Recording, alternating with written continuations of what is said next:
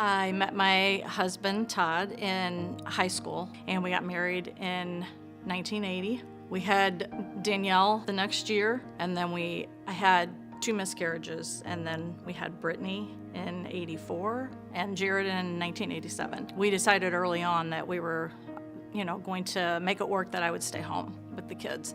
I loved being with the kids, being home with them, being there when they got up and at nap time, and Todd had to work a lot of hours at his job, and so it was just me and the kids a lot. I mean, he was always home in the evenings, but we knew that would be the sacrifice that we would make, and it didn't feel like a sacrifice. Maybe the kids had to sacrifice a little, they had to do without things, but it was very important for us, for me to be home. We very strongly believed in bringing them up in the knowledge and the admonition of the Lord, and teaching them ways that would stay with them for the rest of their lives so that they could then use that. Growing up in our home with Mom and Dad, it was a very God-centered life that we had. All the hobbies that they had, everything that they did was centered around church.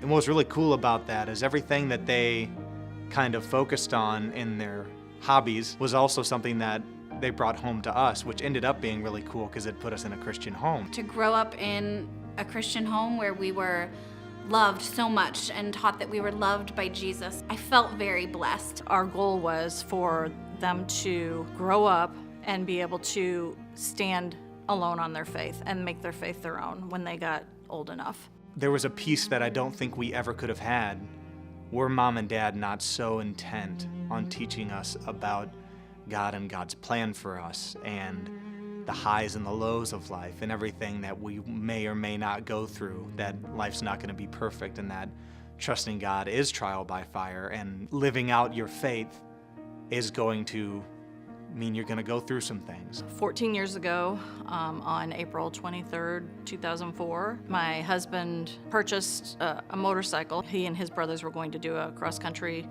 motorcycle trip because his twin brother had stage 4 stomach cancer, and that was his final request, that's what they would do together. He went to pick it up, and it's the strangest thing. I could just feel it in my spirit when something was wrong, and I was trying to call him and he wasn't answering. We all started getting a little bit worried because it had been too long. He should have been home. And so his dad and brother decided to go out and kind of just drive, and they weren't a half a mile from the house, and there were ambulance and life flights and everything. He was already gone. So the night of the accident, I remember there was a lot of our family just close.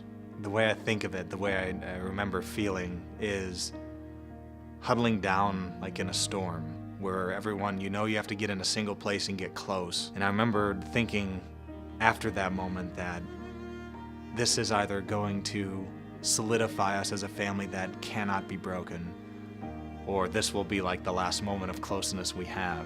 I think what I remember most about the night my dad died was just all of the emotion around me. I remember watching my mom, I remember watching my siblings, and I remember there was this moment where I just went outside to just breathe, because there's so much that you're seeing in the people around you that I think that I felt that even more than my own grief, was seeing the effect that it had on the people that I loved. I saw what it was gonna mean, what it did that night. Our lives completely changed in 2 hours. We woke up as a whole family, and we didn't fall apart, but we weren't whole anymore. Right after my dad's accident, my uncle's cancer had gotten really bad, and so right after that, I watched Mom throw herself into helping take care of him in his last months of life. And then on top of that, she had to get a job in a way that she had worked before, but never full-time, never had to support us in that way and take care of the home, things that my dad had done before, she was having to do now.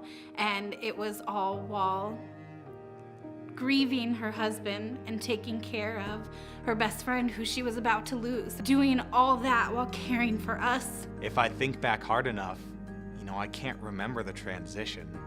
I can't remember, today I really am missing out because I don't have a dad. Mom was always there supporting me, just like a dad would in any way, shape, or form.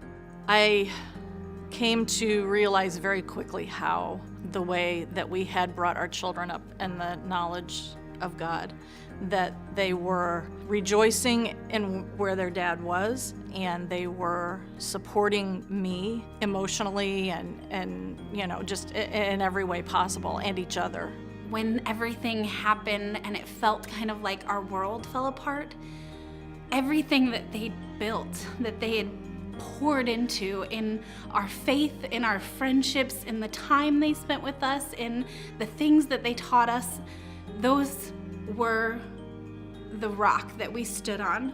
And so when it felt like the world fell apart, our family didn't. We came closer and closer together, and closer to each other, and closer to God. And all of that is a testament to how they raised us, to what they poured into us, and to how much they loved us. It kind of strengthened us in a way that I don't think we ever could have been brought together by any other way. That foundation that we built, we were young when we started having our kids, and we, grew up with them, but God knew that, He already knew what was going to happen, and that our kids would be solid. We were very fortunate. We were very fortunate with our kids, and I just couldn't be more proud of all three of my children. Now, as I look back, we always talked about how we were blessed, and now I just feel like there had been that strength built within us and as a family unit, so that we would be able to endure that when the time came.